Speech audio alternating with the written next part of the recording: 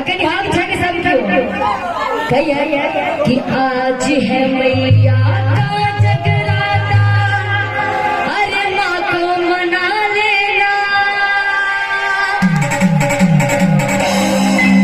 कि आज है जगराता मैया का, अरे माँ को मना लेना। और कैसे तो हाथ उठाएं कैसे पूरा पूरा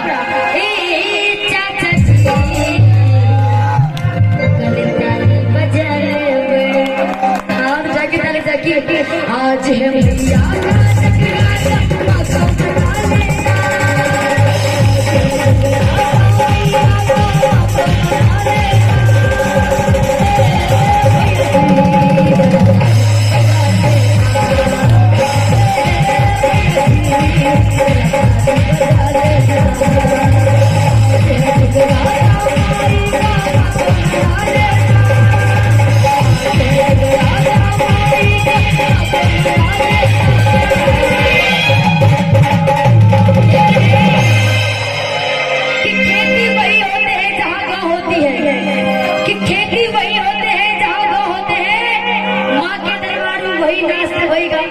छोटे छोटे पाँव और बड़े बड़े हाथ होते हैं।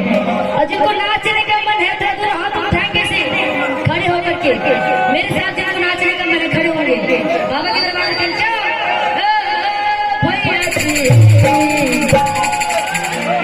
खड़ा बहुत ज्यादा बाबा के दरबार में, माँ के दरबार में सब जिनका नाचे का मन है खराब होके भैया